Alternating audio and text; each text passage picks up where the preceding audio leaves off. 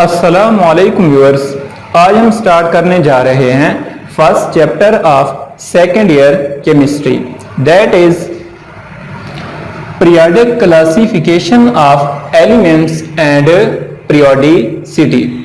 First of all है introduction. Introduction में जो चीज बताई गई है वो है कि केमिस्ट्री जैसे मुश्किल सब्जेक्ट को समझने के लिए एक कंप्रीहेंसिव स्कीम की जरूरत थी, जिसे देखकर कंपाउंड्स और एलिमेंट्स की फिजिकल और केमिकल प्रॉपर्टीज को आसानी से समझा जा सके। उस स्कीम का नाम है पीरियोडिक टेबल। अब पीरियोडिक टेबल की स्टडी से हमें एलिमेंट्स और कंपाउंड्स की फिजिकल और केमिकल प्रॉपर्टीज का पता चलता है। यही बात बताई गई है इंट्रोडक्शन में। Periodic table provides basic framework to study periodic behaviour of physical and chemical properties of elements and their compounds.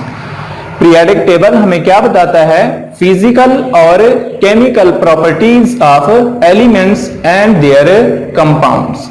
Next है पीरियोडिक टेबल को बनाने में जिन साइंटिस्ट ने अहम किरदार अदा किया उनमें सरफहरिस्त पहले अल-राजी है, जिसने क्या किया था? पीरियोडिक टेबल की बुनियाद रखी थी और इसने एलिमेंट्स को अरेंज किया था on the basis of physical and chemical properties. Al Razi एक अरब साइंटिस्ट था। नेक्स्ट है डोब्राइनर। डोब्राइनर एक जर्मन साइंटिस्ट था। इसने 1829 के अंदर एक अपना लॉ दिया था जिसे उसने कहा था ट्राइएड्स। ट्राइएड्स का मतलब है, इसको हम एक एग्जांपल से समझते हैं कि लिथियम है हमारे पास, सोडियम है और पोटासियम है। अब इसका अगर एटॉमिक मास देखें तो 7 होता है, इसका है 23 और पोटासियम का होता है 39। अब जब हम क्या करते हैं, पहले और तीसरे एलिमेंट के एटॉमिक मास को जमा करते हैं, 39 प्लस 7 तो ये कितना आता है? 46। अब जब 46 को 2 पे डिवाइड करते हैं, मतलब 2 थे लिथियम और पोटासियम, जब 2 पे डिवाइड करते हैं तो हमारे पास आंसर कितना आता है? 23।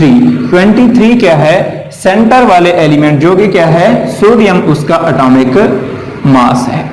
इसके मुताबिक जब हम क्या करते हैं, पहले और तीसरे एलिमेंट्स के एटॉमिक मासेस को जमा करते हैं और 2 पे डिवाइड करने से हमें सेंटर वाले एलिमेंट का एटॉमिक मास मालूम हो जाता है। यह था डोब्राइनर। नेक्स्ट है न्यूलैंड। न्यूलैंड एक इंग्लिश साइंटिस्ट था। इसने अपना ऑक्टेव दिया था। ऑक्टेव का मतलब होता है 8। इसके मुताबिक पहले और 8वें एलिमेंट की खसूसियात, पहले एलिमेंट और 8वें एलिमेंट की खसूसियात आपस में मिलती हैं। नेक्स्ट है मेंडलीव।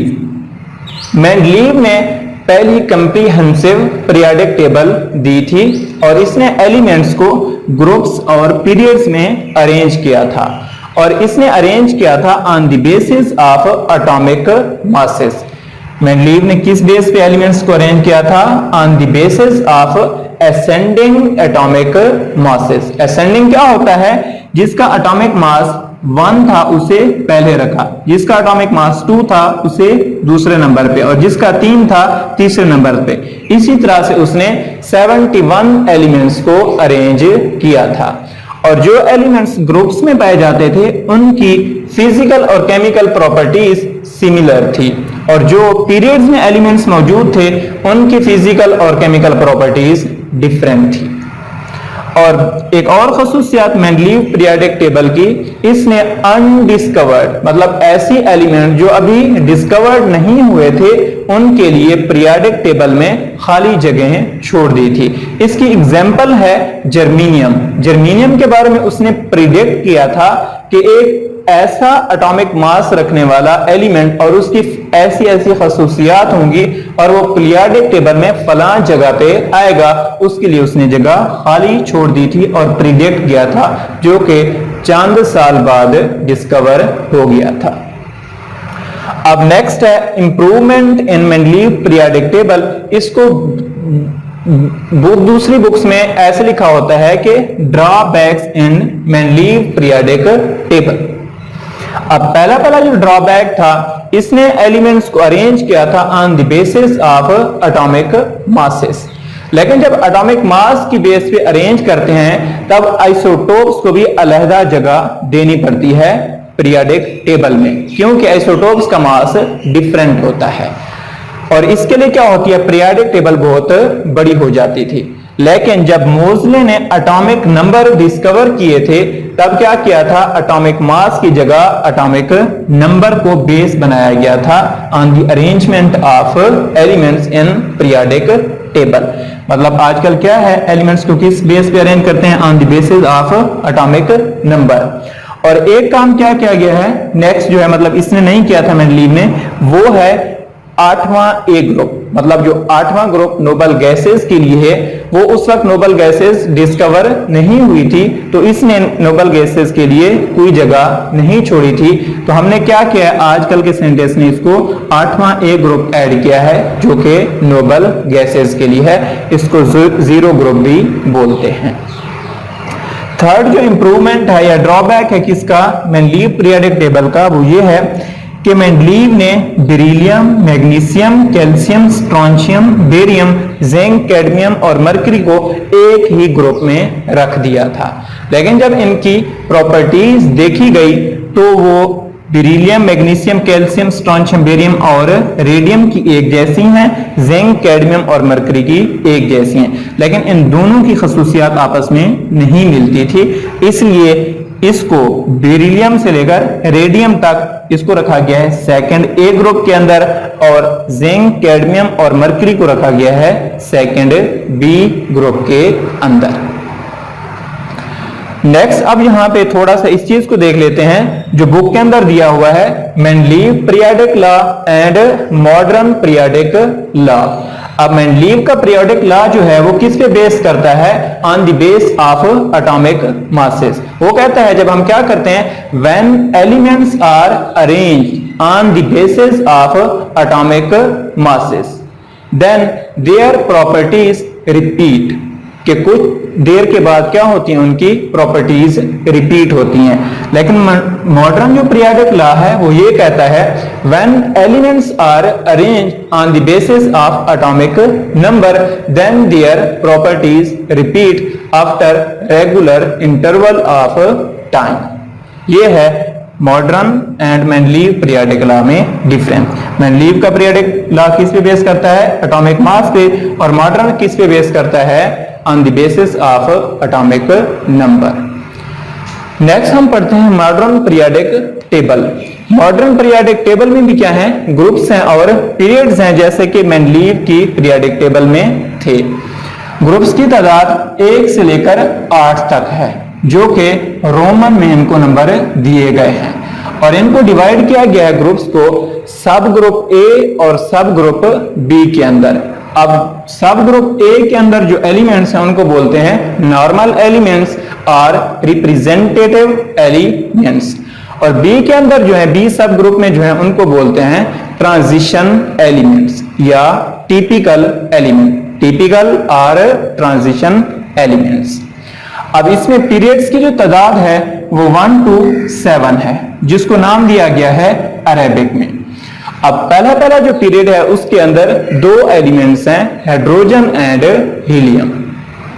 सेकंड और थर्ड पीरियड में 8 एलिमेंट्स हैं, मतलब सेकंड पीरियड में भी 8 और थर्ड पीरियड में भी 8 एलिमेंट्स। इसको बोलते हैं शॉर्ट पीरियड।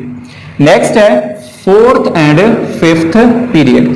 फोर्थ में भी 18 एलिमेंट्स आएंगे और फिफ्थ में भी 18 एलिमेंट्स आएंगे।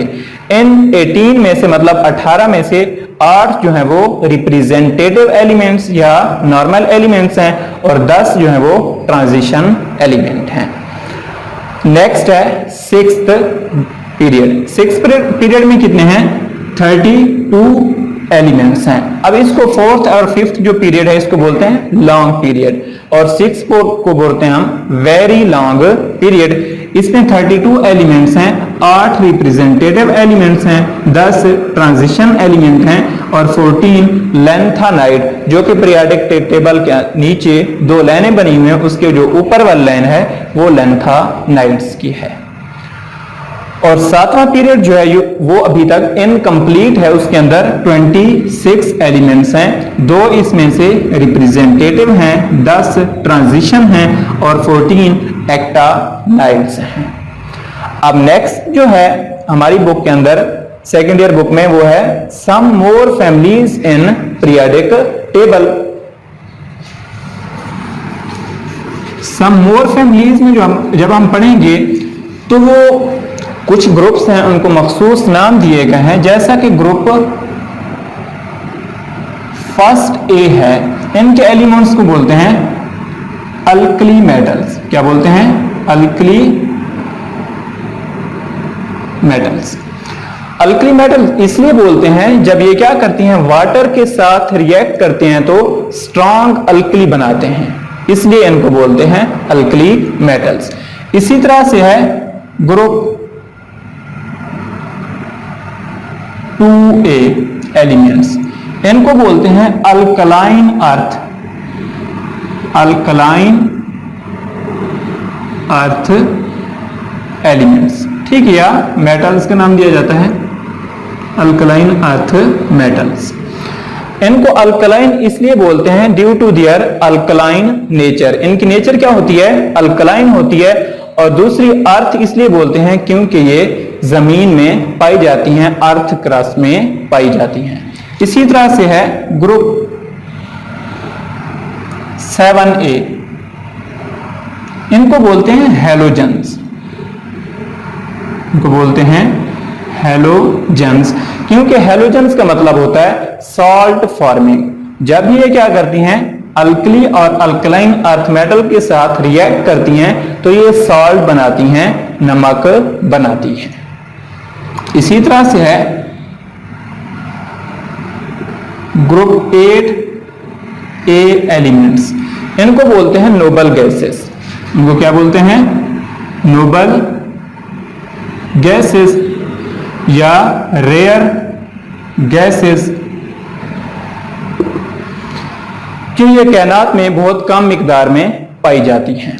इसी तरह से बहुत सारी फैमिलीज बनाई गई हैं, मतलब जो टेक्स्ट बुक के अंदर है वो ये 4 दी हुई हैं, लेकिन अगर आप हेल्पिंग बुक यूज कर रहे हैं तो उसके अंदर दी हुई है बोरान फैमिली है, कार्बन फैमिली है, नाइट्रोजन फैमिली है। इसी तरह से दूसरी फैमिलीज भी, ऑक्सीजन फैमिली हो सकती है, लेकिन आपकी टेक्स्ट बुक में ये 4 एक्सप्लेन की गई है।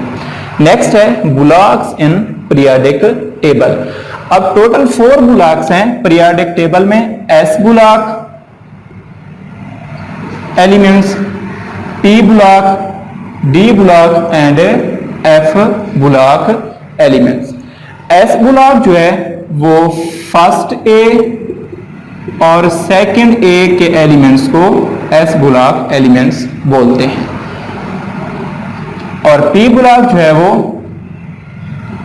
थर्ड ए से लेकर 8A के एलिमेंट्स को पी ब्लॉक एलिमेंट्स बोलते हैं। डी ब्लॉक जो सेंटर में ट्रांजिशन एलिमेंट्स हैं, कौन से? ट्रांजिशन एलिमेंट्स को डी ब्लॉक एलिमेंट्स बोलते हैं। और एफ ब्लॉक जो नीचे 2 लाइनें बनी हुई हैं, एक्टानाइड सीरीज और लेंथानाइड सीरीज, उनको बोलते हैं एफ ब्लॉक एलिमेंट्स। अब इनको S P D F block क्यों बोलते हैं? वजह ये होती है इन एलिमेंट्स के आखिरी electron S orbital, P orbital, D orbital और एफ ऑर्बिटल्स में जाते हैं, इसलिए इनको बोलते हैं S P D and F blocks. Next है metals, non metals and metalloids. अब पीरियोडिक टेबल में कुछ एलिमेंट्स मेटल हैं, कुछ नॉन मेटल हैं, और ना होने के बराबर जो है वो क्या है? मेटलाइट्स हैं, मतलब बहुत कम जो है वो क्या है? मेटलाइट्स हैं। अब अगर हम क्या देखते हैं, left corner of periodic table, centre है उसका और बॉटम है, यहां पे पाई जाती हैं मेटल्स। यहाँ पे क्या पाई जाती हैं? लेफ्ट साइड पे, सेंटर के अंदर और पीरियोडिक टेबल के बॉटम में कौन सी चीजें पाई जाती हैं? मेटल्स हैं। और नॉन मेटल्स जो हैं वो राइट अपर कॉर्नर जो है वो, मतलब दाएं साइड के ऊपर जो ऊपर जगह पे मौजूद हैं, वो क्या हैं? नॉन मेटल्स हैं। और मेटलाइट्स कौन कौन से हैं? मेटलाइट्स 3rd A, 4th A और 5th A के जो लोअर एलिमेंट्स हैं